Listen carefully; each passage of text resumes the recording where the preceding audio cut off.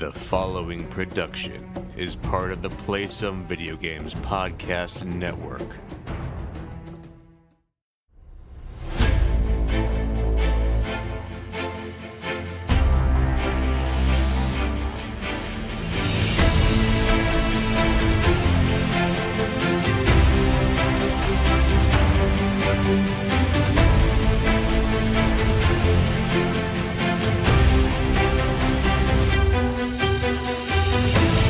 Greetings, allies, and welcome to Board with Video Games, the gaming podcast that strives for the right balance of coverage for the games you play on your table and on your television. You can think of us as the Castle and Beckett of gaming podcasts.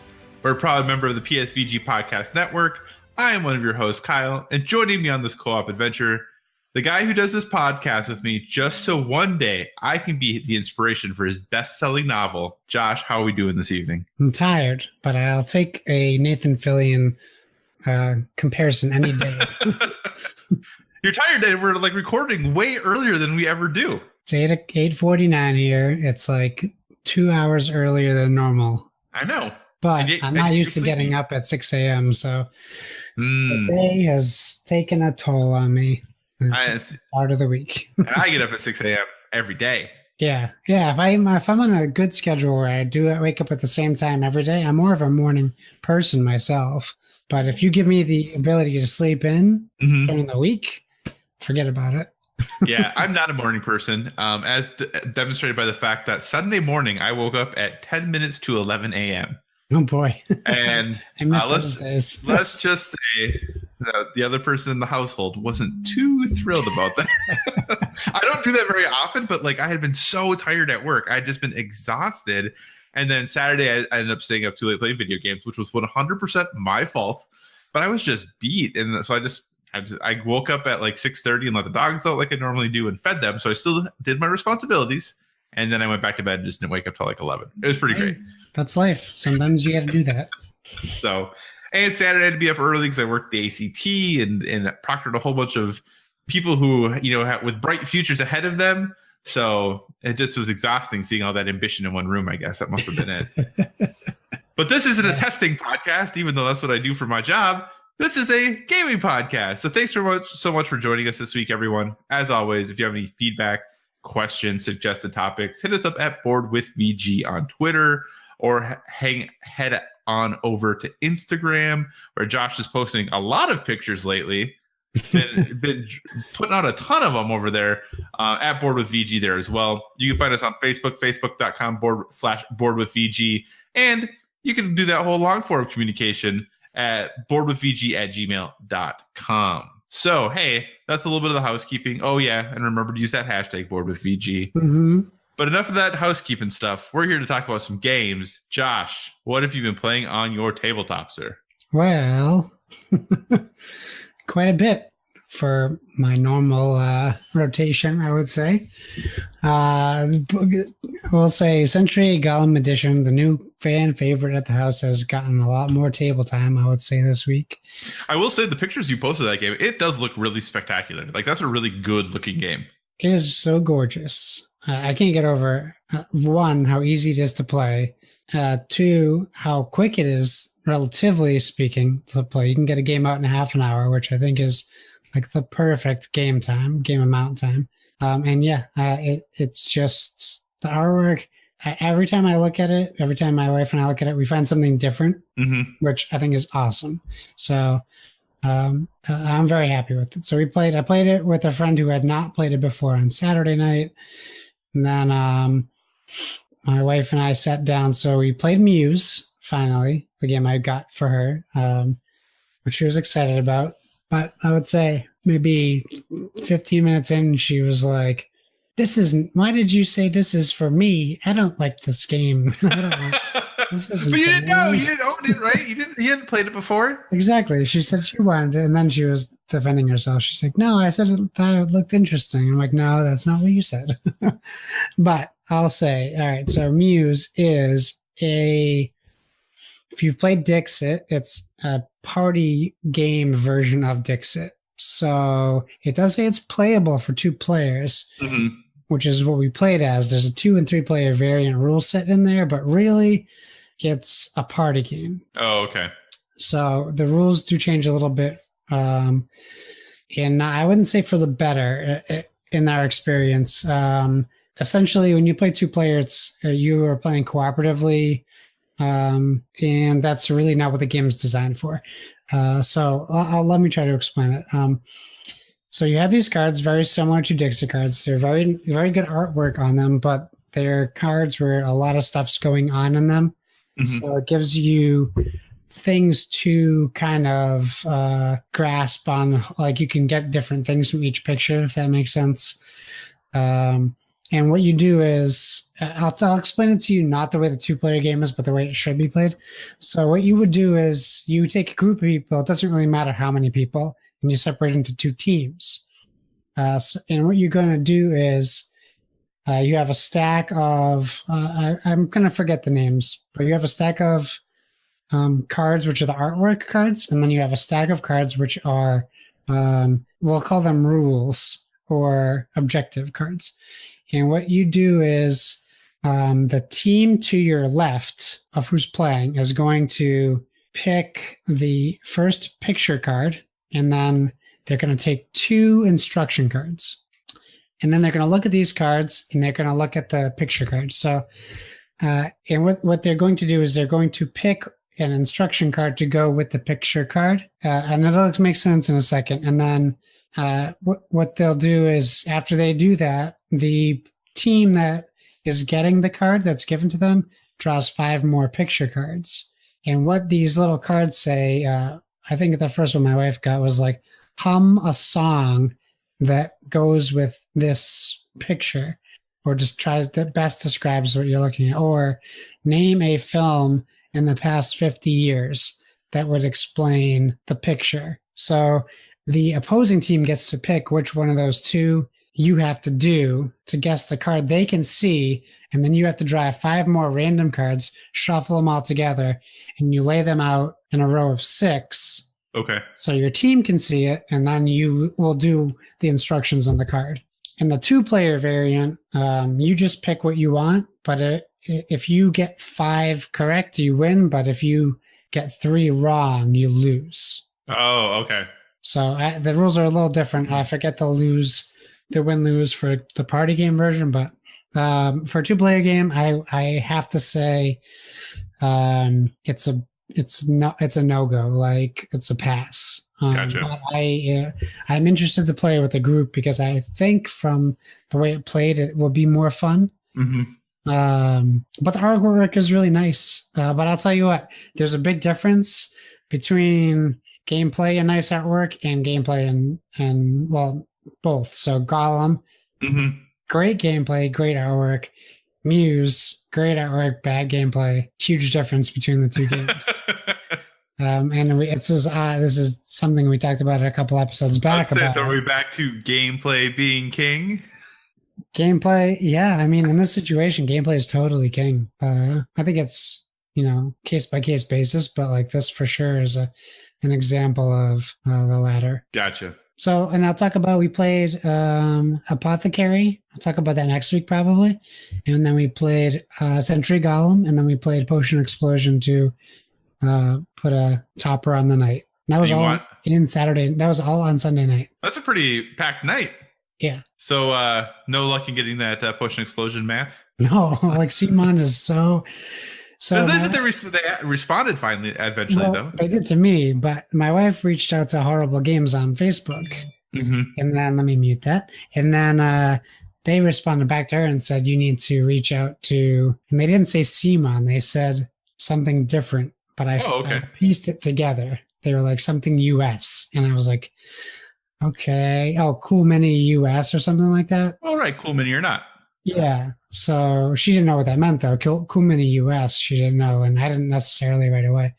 So I was like, well, just tag them in it in your mm-hmm. comment and say, okay, Simon, they said this, and they never responded to her. So I sent them a thing on Twitter, and they took them like a good 5 days to respond to me.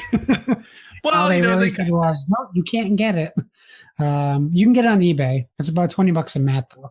Well, which I mean, And- isn't horrible, really. I mean, Right. If you look at the game night package, though, it came with 3 mats and a promo potion set, new Mhm. potions that aren't included in the game, and then new victory point cards as well. So to get them all together, it's like $50 on eBay. Oh, okay. That's a little maybe not quite as But if we palatable. wanted 2 mats, it's still $40. Like we Right. can't play with 1 mat; we need 2 mats That's true. at That's least, true.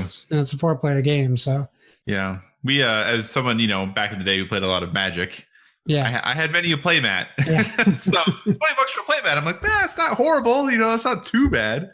yeah, but- yeah. If you're playing for one person, it's not terrible. But if you have to get 2, and then you still have to pay another $10 to $20 for the potions, like Right. it's adding up, unfortunately. But we'll see. I'm sure we'll end up getting them. I think we're also looking at those laser etched Etsy potion trays because they make them short enough that the box closes. Right. Yep. Important. That is important. That is the one For RCD. downfall of that game. Yeah. So, But that's my gameplay. And how about you? well, I was very, very happy because, as I mentioned before, on Saturday, I had to get up bright and early, actually earlier than I usually do for work, so I could go and I oversee the ACT testing site at my college. So I had to go do that in the morning. And I had gotten my shipping notification for 7th Continent earlier in the week. And then it was like, oh, it's going to arrive Saturday. And I was like, this is great. I'm so excited. I'm like, I'll go work ACT. And my really, my gift for doing that was when I get home, 7th Continent will be waiting for me. Now, keep in mind, we had torrential rain this entire time. So I was very, very worried that they were just going to leave this outside my front door. But luckily, my front door, like, we don't have like a porch per se, but our front door is recessed quite a bit. So it was left outside my door, but it didn't get wet. So that was good. So got home, got the box, opened 7th Continent, and was really excited. And then pulled out all the extras that I had gotten because in addition to backing the base game, I backed some of the expansions, which won't come until fall. But I did get the playmats. Speaking of playmats, that it's quite large that you can place the different cards on as you're going to them and discovering them, as well as I got the 1,400 sleeves to sleeve the cards. Now the base game doesn't have quite 1,400 cards because this was enough to sleeve all of the expansions that are coming later. But the base game has close to 1,000 cards. So Jeez. I started sleeving the cards. That is all the farther I've gotten in 7th Continent. I have not started playing it yet because I don't have all the cards sleeved yet because I was doing it while watching the new season of Chef's Table on Netflix this weekend, which is excellent, by the way. If you've never watched Chef's Table, it's great. But I was doing that while sleeving cards, and I kept getting so distracted by the show, I would just stop sleeving. So like a half hour would go by and be like, oh man, I've done like 2 cards. Like I got to get back to this. So I didn't get quite as far as I thought I was going to on that because my plan was to play Sunday then because the wife had banquets all day for work, so she was going to be gone. But then I slept really long and still had to go grocery shopping and all that shenanigans. But anyway, that's neither here nor there. I did get some games in though, but it's all games I've talked about before. We have 1 story left in Stuffed Fables. So we played another story to get down to only having 1 story left in Stuffed Fables. Still really enjoying that game. Still really recommend it. I actually saw today, I think it was today on Twitter, that people I see some custom painted minis for that game were making the rounds, and they look really good. Whoever did them, they look pretty spectacular. I know that Plaid had like retweeted it and were liking it, and those things look really good. I wish I had that patience and that skill to be able to, and the bravery to be able to paint my minis because I just feel like I'm going to do it and it's not going to go really well, and then I'm just going to wreck them. So I'm like, well, I'll just not start. Gray seems fine, but maybe someday I'll dust off those Warhammer Fantasy painting chops that I had and try that again. So again, played more Stuffed Fables, still really enjoying that. Played more of the Dresden Files cooperative card game. The more I play it, the more I'm liking it. I think this is a game that you have to really kind of sink your teeth into and really understand the skills and abilities of all the different characters in the game, since they are variable player powers, and how you play each game really is going to be dependent on the skills and abilities of the characters that you have. So I think this is a game that is going to benefit from repeat playings, but also then I feel like there could be a little bit of a puzzle element to it that if you played it enough, kind of like Pandemic, that, when I play base Pandemic these days, like I always do the same thing. Like I always know what I'm going to do when I'm playing the game. And I kind of feel like Dresden Files might get to that point, but as a fan of the series, I'm still really enjoying that. And I've had a better time with that than I had initially when I had played it. And then I also played a little more Baseball Highlights 2045. That game is still really surprisingly good to me. I think, I don't follow baseball as closely as I used to, but the idea of a baseball game, especially, for me playing it a solitaire baseball game, I didn't know how excited or into it I'd be, but I wanted to give it a shot because of all the great things about it. And the more I play it, like the level of depth and the level of strategy keeps revealing itself more and more. And I feel like this is a game that I see why some people play this game so much, that with all of the updates and all the additional cards and all of the different rosters, and especially playing against people, you could really make some really cool leagues and do some really cool things with it. So overall, still really enjoying that game. The hope is to get Seventh Continent to the table this weekend, so I can give some initial thoughts on it next week. That's the hope and the goal. And, barring weather, that everything else that's supposed to happen around here, that'll happen. But yeah, board games for me this week were pretty much just a rehash and playing more of things I have played recently, which is great because I like most of them, but nothing super new to talk about. On the video game front, sir, what have you been up to there? Speaking of nothing new to talk about, Far Cry 5. I'm really sinking my teeth into Far Cry 5. I think the last I looked, I'm like 36 hours in, and I just finished my second of the siblings. Oh, wow. Okay. So because I literally I'm on the last story mission, if you would, for Faith. Yeah. And that will be my second sibling done. And I think I'm like 17 hours in. Okay. Well, I can tell you. So 32 hours in. Oh, all this. No. Looks like it doesn't want to tell me what you're at. Oh, I'm wondering if it's because I haven't booted it up since I switched Xboxes. No, it's just showing null for, I think the app is is the app gotcha. Special. I'm loving it so much. Like, I didn't expect to be this excited about playing. You have 19 hours in. Okay, 19. That was close. That wasn't bad. 32. I have 1,914 kills. Only 24 deaths. I think that's pretty good. I probably have more than that. I kept killing myself with the flamethrower. It was really bad. You have 20 deaths. You have less okay. than. Oh, well, right, but I also have like 13 hours less than you, and I'm only 4 deaths behind. So I got to face things out pretty good here going forward. Let me tell you, man, that flamethrower, you can get yourself into some hot water real quick. I just use the Molotov cocktails, and it's funny. My strategy is as soon as I approach a base or a compound, I'm not even really concerned about the civilians. I found out the best way to deal with a cult outpost is to stand 50 yards back and just lob Molotov cocktails in, because the fire catches so well. Everything on fire, yeah. That it basically what if the fire doesn't kill them, my cougar and my dog do. So I just let them go to town. How often do Peaches and Boomer get caught in your fire? All the time. Like, these are wild animals. Yeah, they're not smart. You would think that their instincts would be like, fire's bad, I should go away from them. And I have to unassign them if I'm going into a place where I need to be quiet, because they always run in. Even when I tell them to stay by my side, I know. They still run in. So I have to unassign them and go into a mission without any backup. So what is it about this game you think that is drawing you in so much? Because, again, according to probably Devin, because I like the game and don't love it, I hate it. You hate it.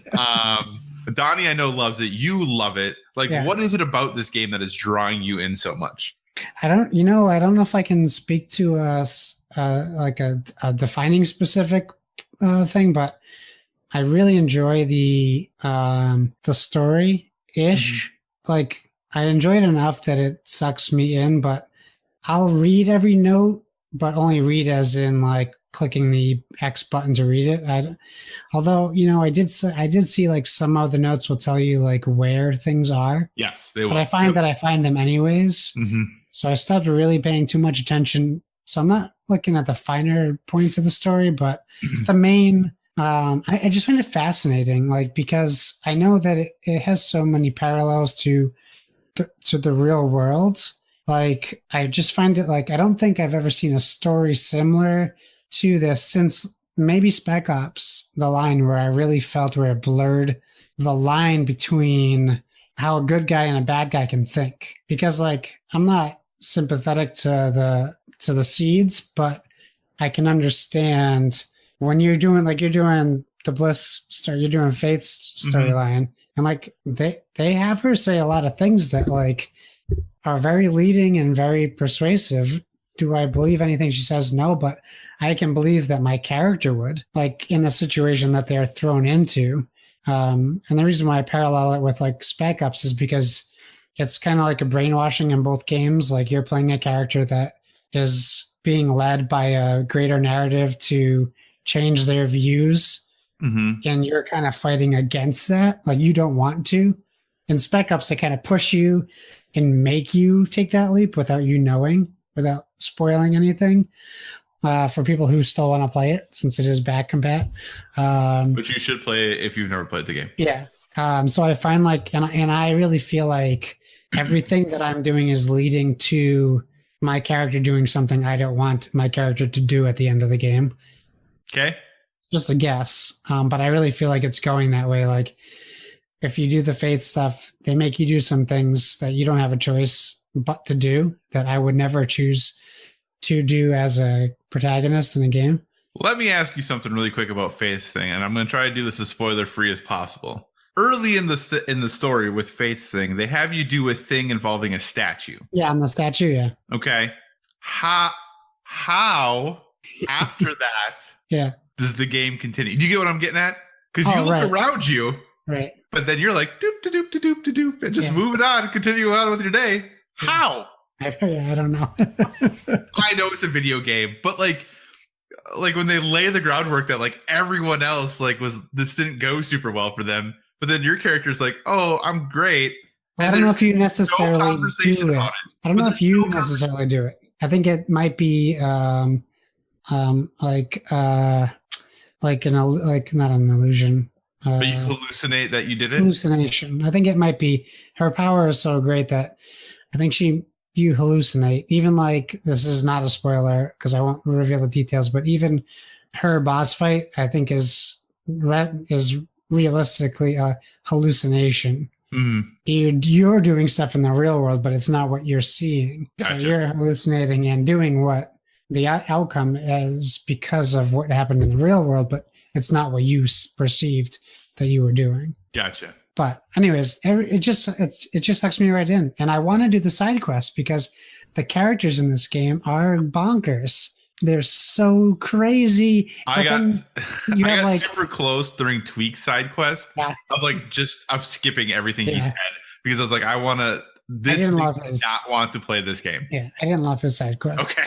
I liked the beginning of it where it was interesting, but I didn't like the character portrayal, if you want to say. But I mean, if you can gather anything from this, it's that I have never played a game like this, but I have never played a Far Cry game before. So take that for what it is. Yeah, I mean, because 4 times before too. Yeah, because as someone who's played a lot of Far Cries, like this doesn't like there are clearly some differences as far as like how you level up and like how the perks work and all that stuff. But as far as like crazy, like weird, like wacky, like unique things you need to do as far as quests, like nothing here has stuck out to me as super unique. Sure.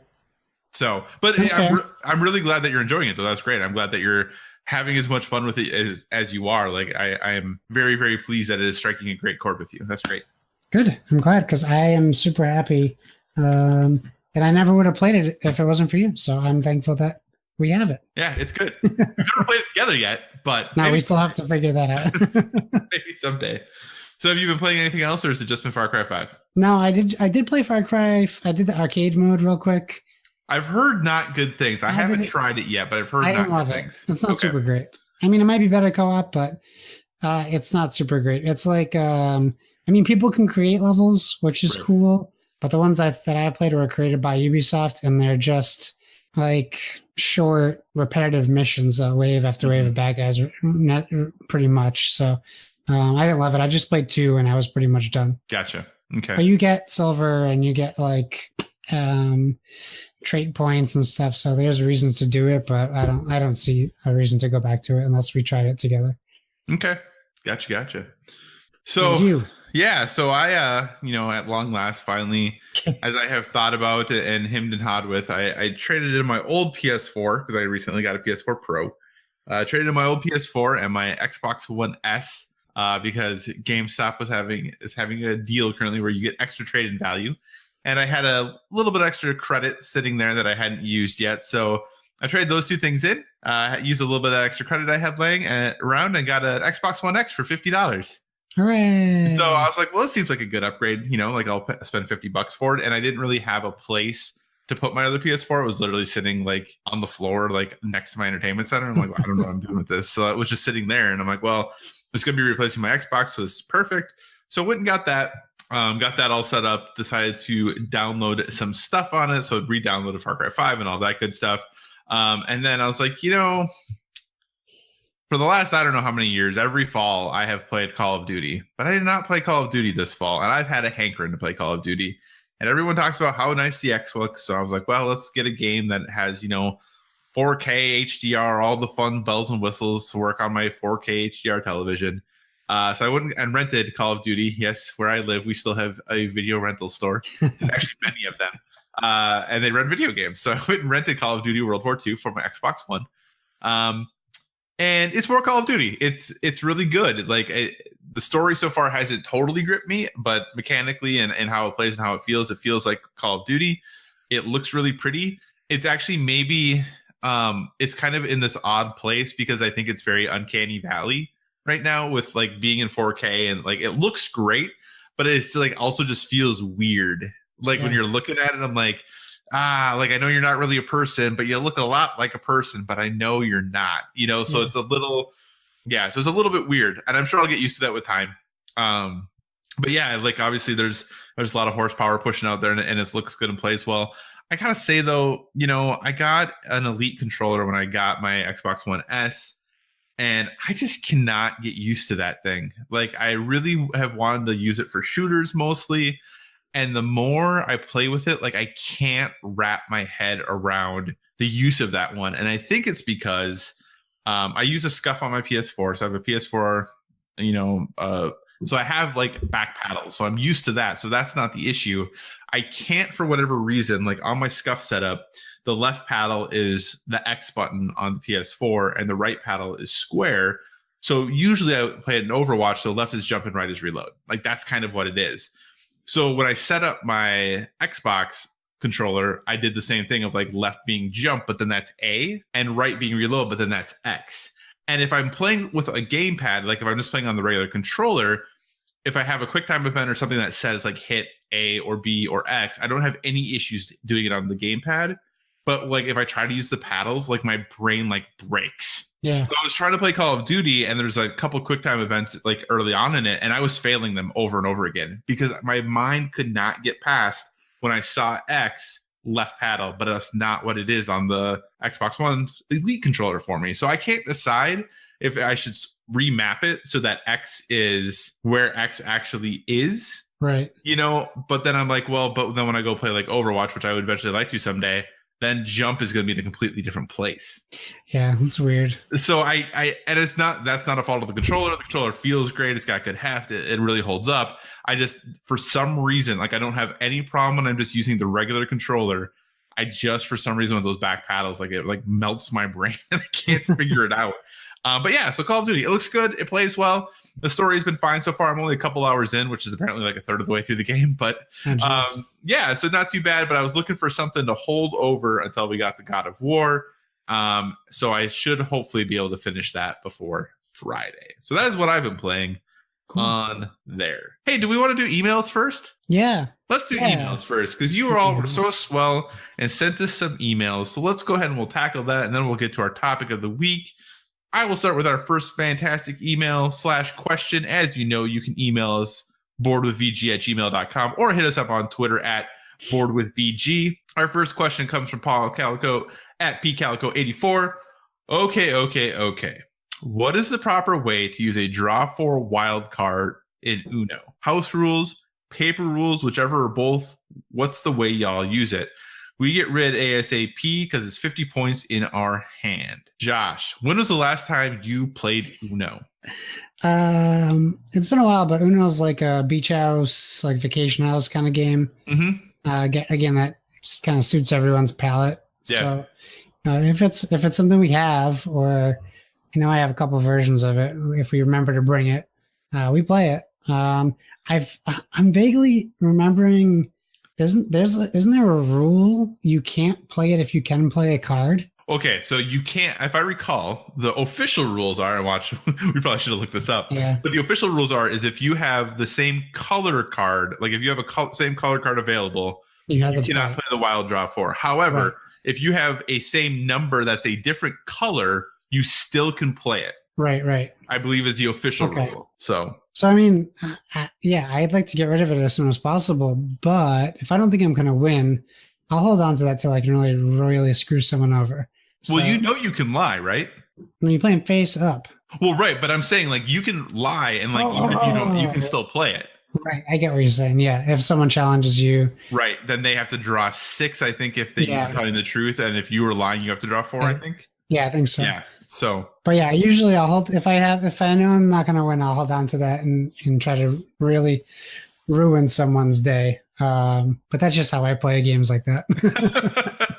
I'm someone who, when I'm playing with it, so we play by the official rules. I think those are the official rules that you can't lie, but the person to your left who would be affected by it, I think is the only person who can challenge you. Okay, that makes sense too. I think it's the person who would be affected by the card is the person who can challenge. That's how the digital game works. Right. And then you have to show them your hand. Right. Yeah. But yeah, I lie with that thing all the time. Because like I just really enjoy bluffing games. So for me, I just look at that part of it as being a bluffing game. Like, so I will play that thing. Like I will play it first sometimes. Like I really want to challenge the person, especially if I've gotten multiple of them, to second guess whether or not I'm playing it legitimately. So that'd be like a good gateway game to Sheriff of Nottingham. Potentially, yeah. I mean, the card just happens so rare. I mean, they don't happen as often. Right. Whereas, on Sheriff of Nottingham, you're bluffing every single turn, basically, if you want. Maybe. Maybe. Or being honest and making you think you're bluffing. But, yeah, I think it definitely has some of those aspects to it. And that's the reason why I actually like that card a lot. Because I think it adds a little bit of depth to the game that otherwise isn't there. And that's why I like to use it as a bluff a lot. Yeah. So, cool. Yeah. But do you house rule anything, or do you just play it straight by the rules in the game? No, I mean, I can see. I wouldn't call it a house rule. I would say we would let things slide. Oh, okay. Because it's a casual thing. Like we're not playing for blood. So. Oh, you're not? I thought that was part of the rule. When we play poker, it's different. When we play blackjack or stuff like that, that's when you can't mess around with the rules there. Gotcha.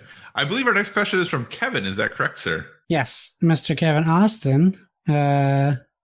And of course I had it up and there we go. All right. So Kevin was asking for some advice. He just recently went on a trip or is currently on a trip. I think he's in Florida. And he was asking for some games to get. None of the games where he suggested he could find. So he ended up grabbing one of the Unlock games. I forget the title, but it has the clown in the front. Sausages is part of it. Something in Sausages, which is such a weird title. So Kevin says, having played one of the Unlock games, what are your thoughts on games you can essentially only play once? Do you have a feeling on this? A strong feeling on this? Yeah, I mean, I think it depends. Like in Kevin's situation, he didn't know that he was getting a game that was a one-time game. Mm-hmm. So, because when he says that, immediately I think of legacy games. For the most part, or one playthrough games. Mm-hmm. But I think you probably feel like you're getting more of a value out of a $60 game if you play it 12 to 18 times. But for a game like Unlock, if it's 10, 20 bucks, 15 bucks, something like that, 10, 15 bucks, and it's a one-time playthrough. Mm-hmm. And if you're not familiar, if you're listening to this and you're not familiar with it, the reason why it's a one-time playthrough is Unlock and I'm blanking on the other one. Exit.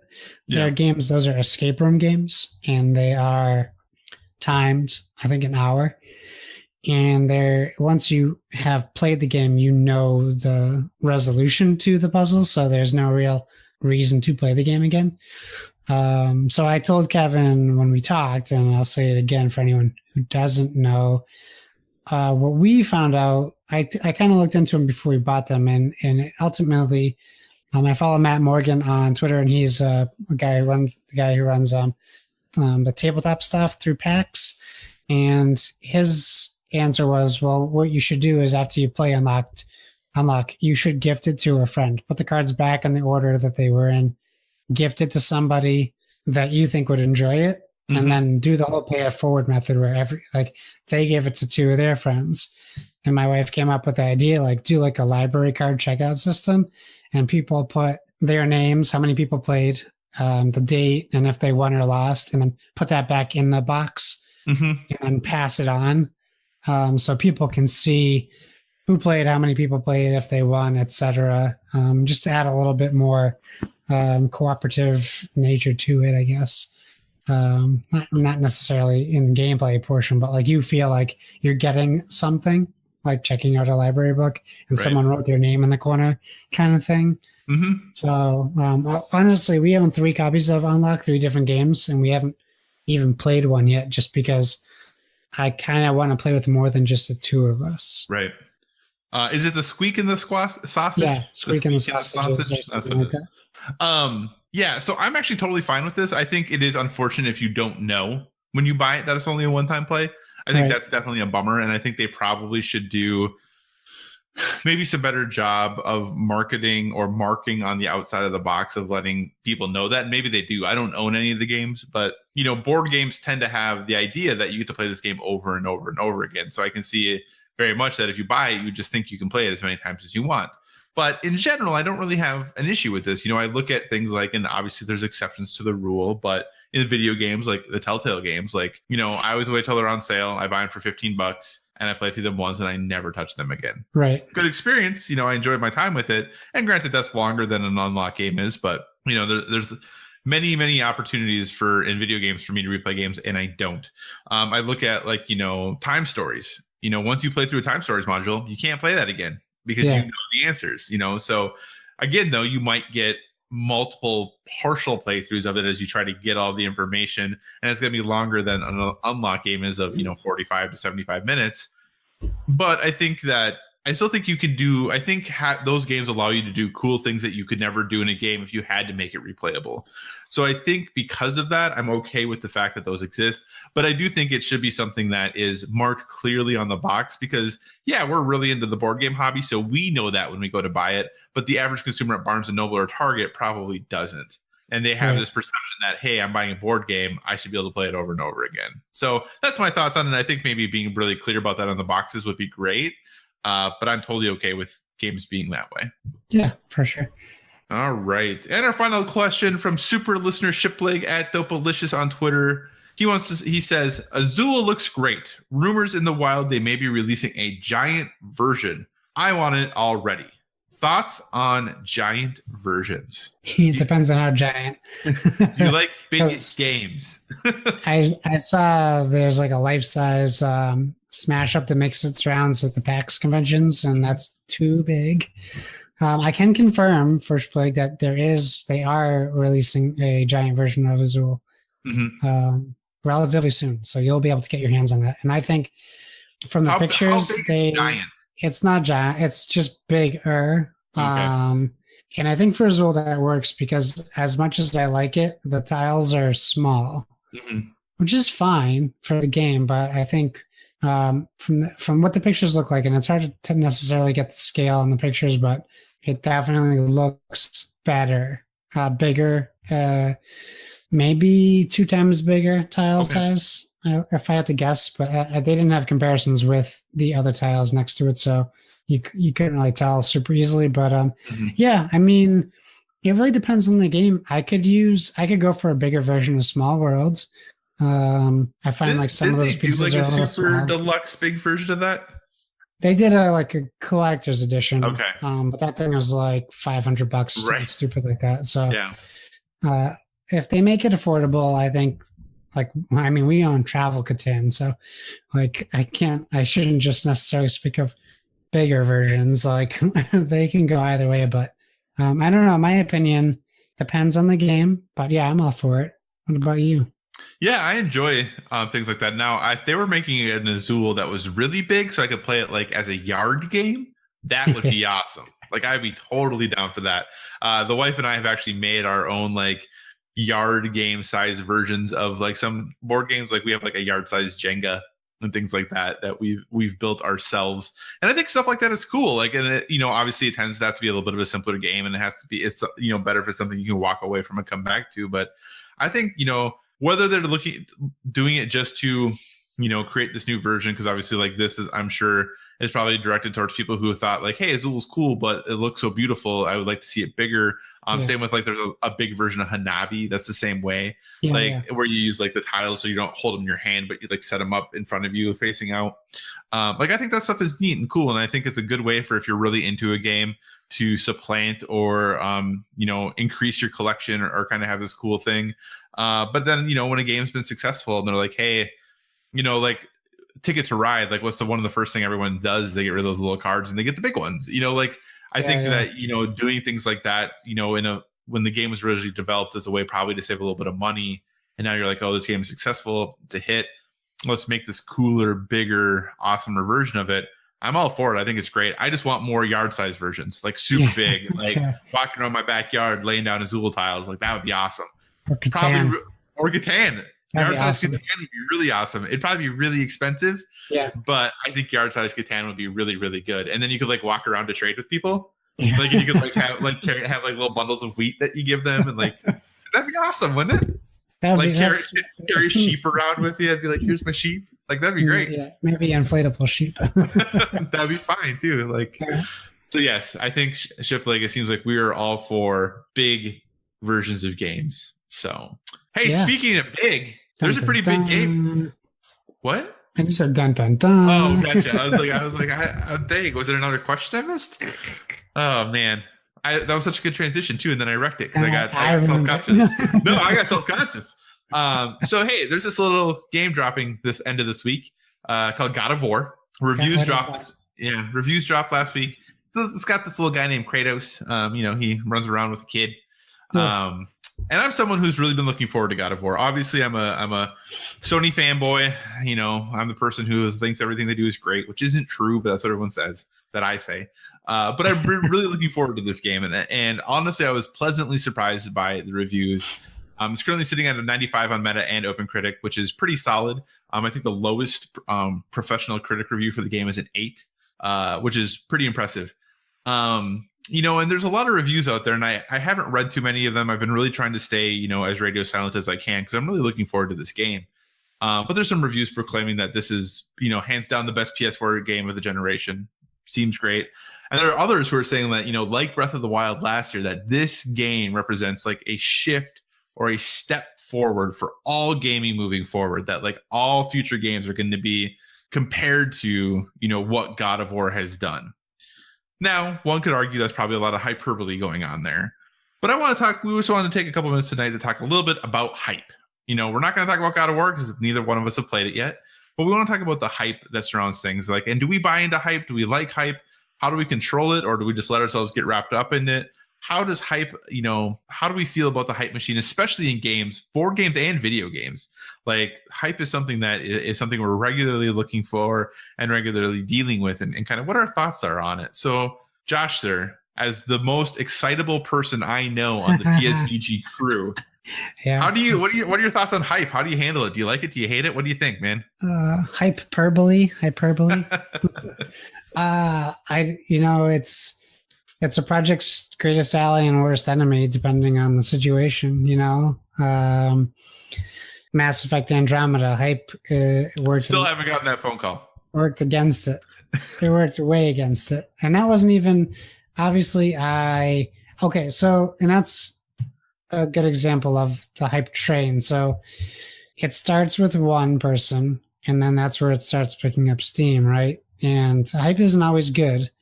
It can be negative also, but once someone puts an idea into someone's head and they think it's the greatest or worst idea ever, and I mean, I don't have to explain how hype works to people, I guess, but like Mass Effect Andromeda probably got hurt by the hype. Do you think? I mean, I think that if that game just kind of came out without the hype behind it, it would have been a fine game. But once you start building up, and it wasn't just people, it was BioWare being trying the Nintendo approach, if that makes sense. Like mentioning something and then not really talking about it for a while, and then dropping a little bit of a taste, and it's really just like buzz sentences like, we're really excited about this project, our team has really come together, this is the biggest Mass Effect that has ever been. And people hear those things and they're like, yes, we want this. That's like,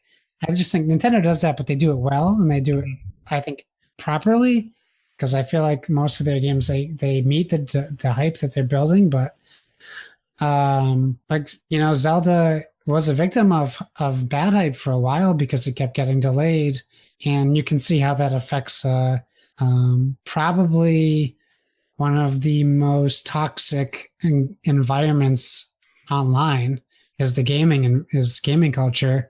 So when the hype train starts going backwards, like, it gets nasty, and that affects the game too. And I think Breath of the Wild was able to reverse, you know, get back on track. No pun intended, but not every game can do that, and you have to have a strong license behind that. And you would think that Mass Effect did. I'm not trying to just bash on Andromeda, but I think it's just like the most prevalent thing I can think of for the hype negative part of that. And then you have games like God of War, which has been talked about for the past 3 years about how excited people are when it was just a rumor that they would be doing a new one. And everyone's like, well, we knew they were going to do another one. And then it's in a different environment and a different story. And then that all builds. And it's hype is also the unknown. If it was like God of War, just plain old like God of War 4, and it was the same, Kratos is still the God of War sitting on the throne of Olympus, people would be excited for it, but I don't think it would be anywhere close to the hype that this is getting.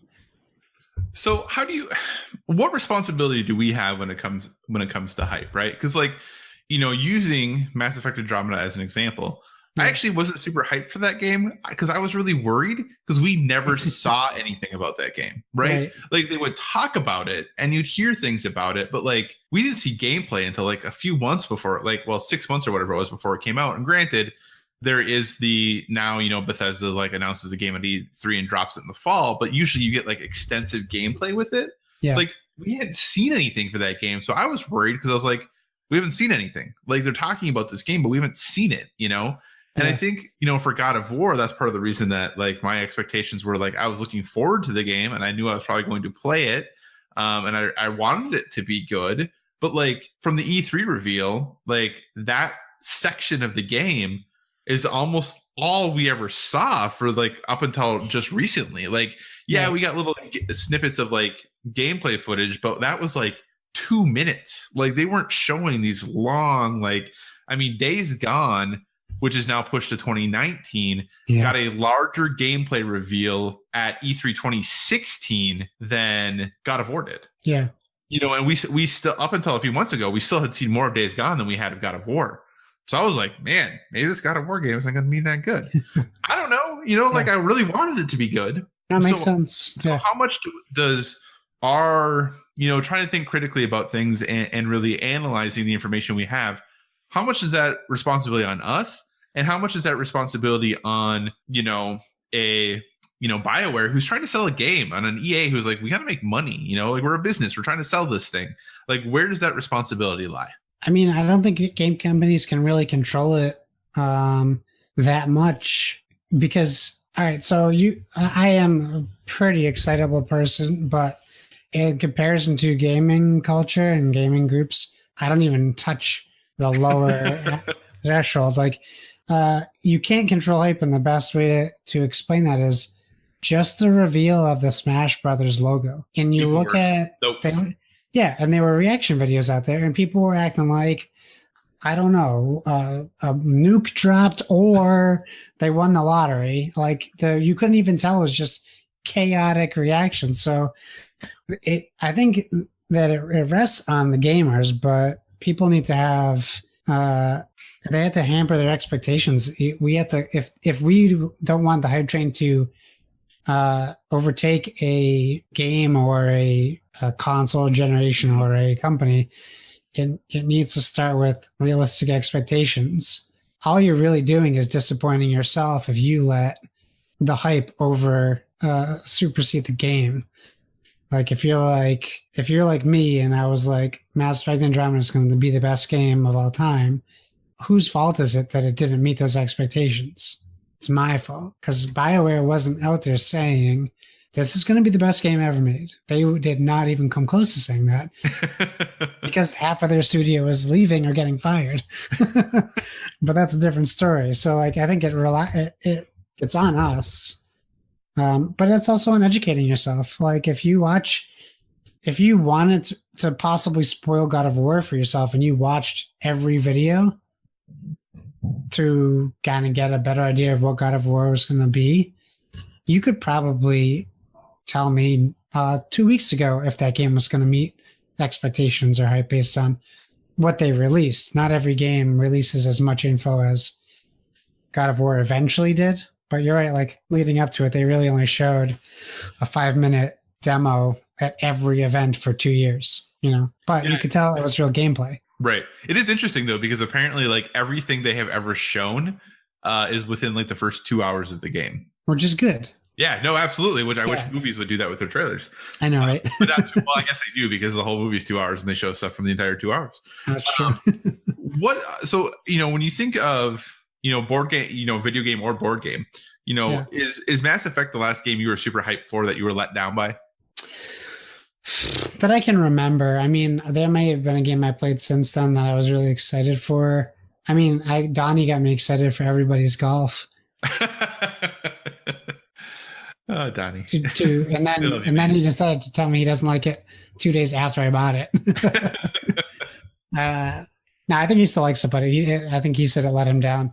So yeah, I mean, there's still stuff. I mean, probably Battlefront 2 would be a bigger letdown. That was after Mass Effect, because I was really hoping so that's an example of the opposite. So EA had made a lot of promises about what they changed to make Battlefront 2 a better game, and I don't think they delivered.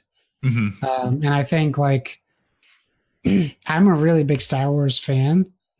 So I expected better from the story in the campaign, and I expected better multiplayer experiences, not the same game from Battlefront 1. Right. That is basically a skin of Battlefield. Essentially, with AT-ATs. Like, I mean, I know like Nathan will disagree with me, but Nathan is also a huge Star Wars fan. And I think he's more likely to look for things he'll enjoy out of a Star Wars game than most people too. And that's not a criticism against him. Like, it's great that he can enjoy it. And that's, as long as you're enjoying the game, who cares what anyone else thinks? Right. But I feel like that's probably a bigger letdown for me than Mass Effect was, because I still plan on playing Andromeda.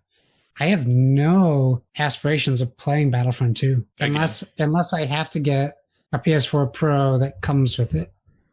When I got my PS4 Pro, my wife actually picked it up because I got it as a birthday gift, and she's like, all right, they have the plain one that doesn't come with anything, or they have the Battlefront 2 one that comes with the game, and they're the same price. And I was like, I just get the plain one. That's funny.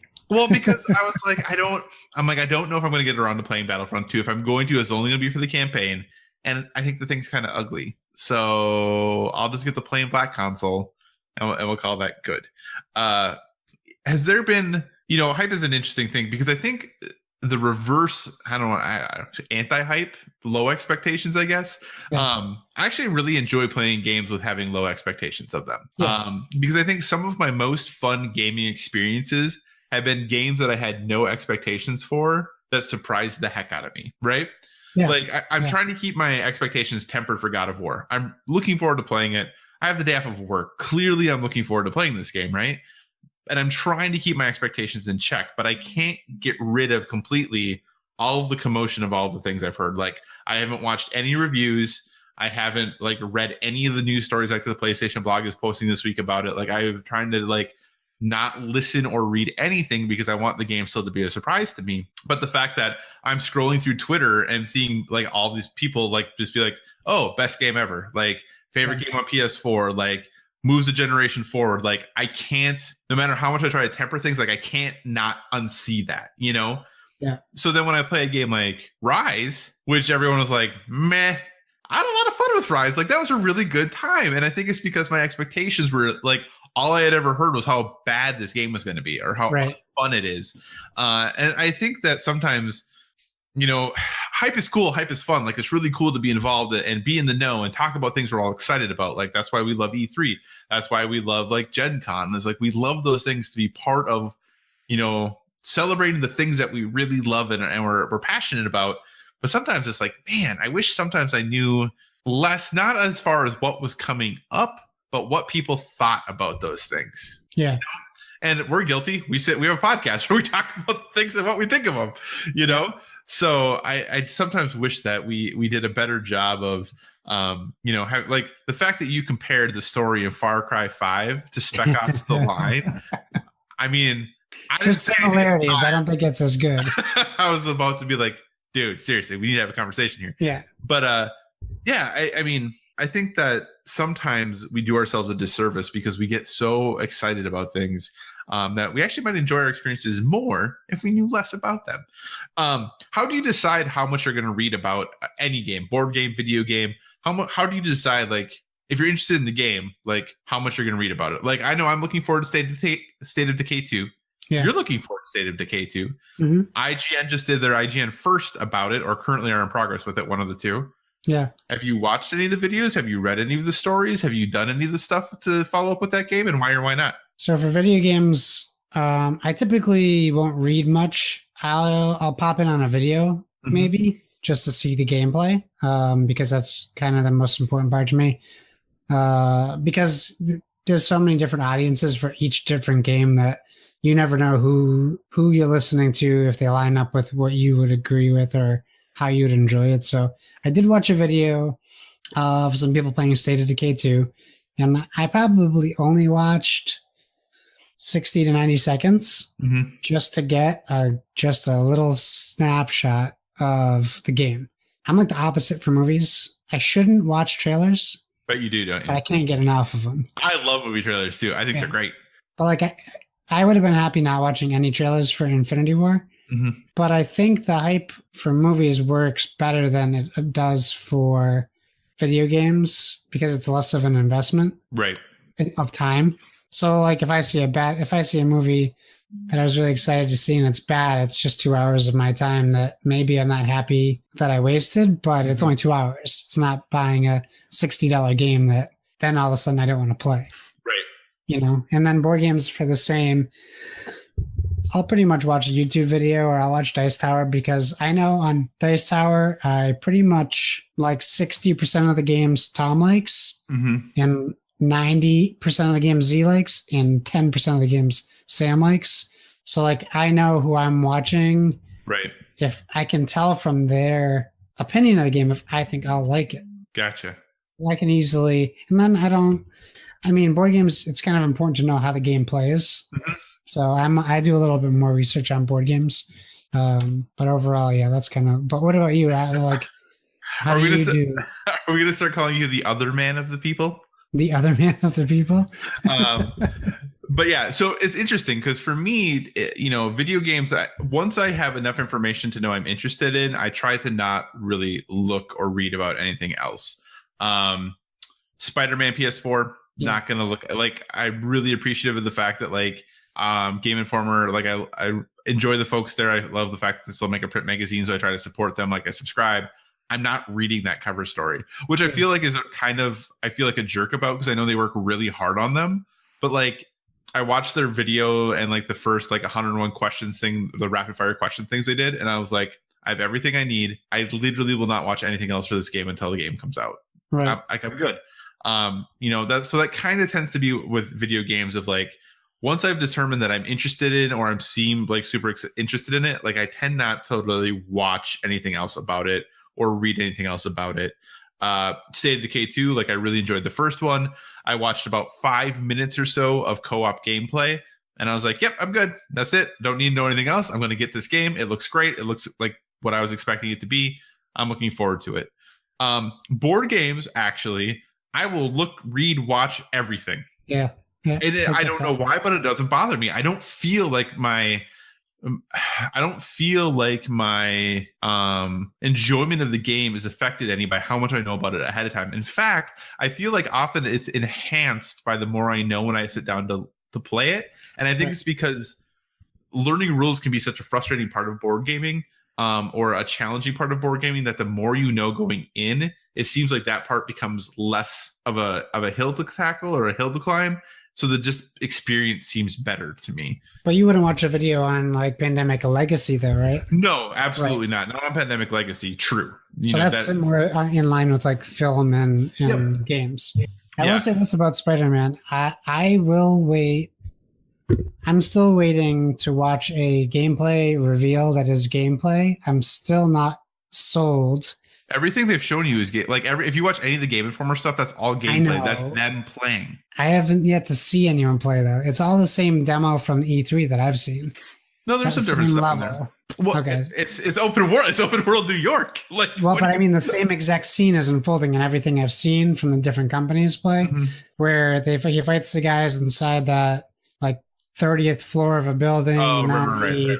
Chases the helicopter and he goes to the water tower and it's the same dialogue. Yes, they have not shown they've shown GIF length things from outside of that, but they have not shown video. So I'm waiting to see something that I can definitely see isn't, because it always comes back to Killzone for me. It always comes back to that from E3 Killzone 2, where they promised, or they showed this game and they said they promised it was the actual game and it wasn't. Right. And now I have never let video games go from that.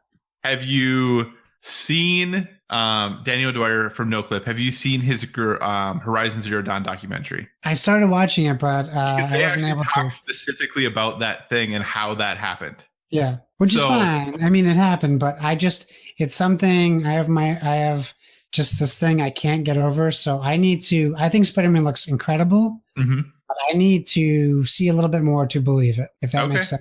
So basically you say Insomniac's a bunch of liars. yeah, exactly. That's what you're saying. Brian Indahar and the rest of your team over there, you're all a bunch of liars. Stop lying to me. For Josh. I don't think that, but Josh thinks that. Put it on my gravestone. Insomniac is a bunch of liars. So actually, it's more against Sony than Insomniac. Well, I mean, yeah, but I suppose. Under that temple. Did you play Ratchet and Clank from them though? Not yet. I downloaded it though. Oh, dude, it's so good. It is so good, and that game looks amazing, and it's way older. Yeah, and I'm happy. I'm happy the games look like that. I'm just saying. I gotta wait. I gotta see someone holding a controller and moving up on the analog stick, and Spider-Man move forward. Right, but I'm telling you, the people at Game Informer played the game. All right, I'll look at it. They were the ones playing the game. So anyway. Yeah. If I can see him playing, and I'm just saying, I'm not saying it's going to be perfect. I'm not saying that it's going to 100% reflect exactly what you saw in that E3 demo.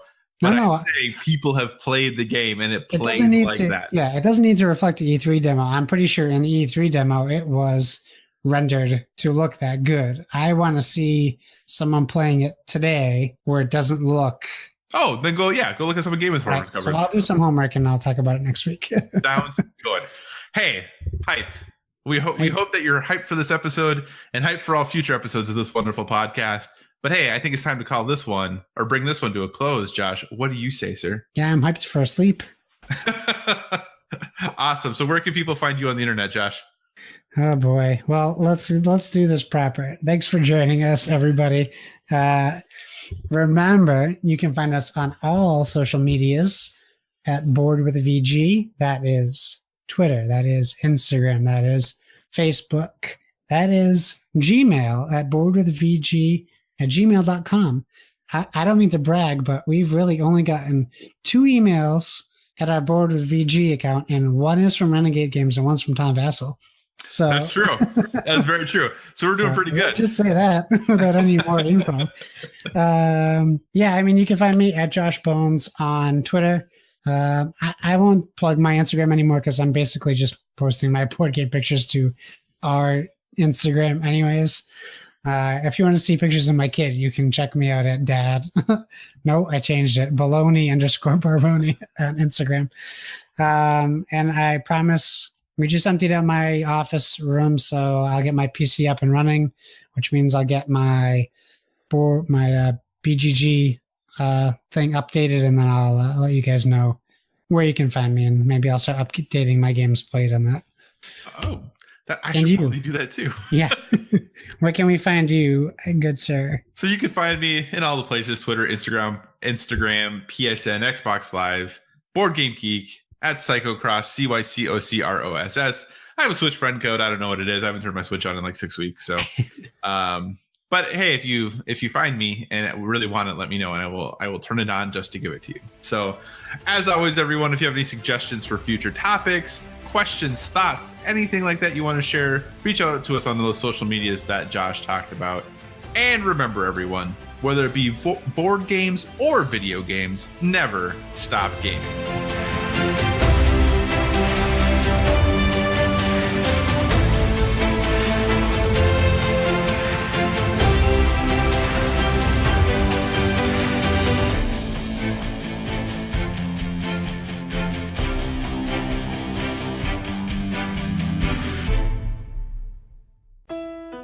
This has been a production of the Play Some Video Games Podcast Network. Find more great content at playsomevideogames.com.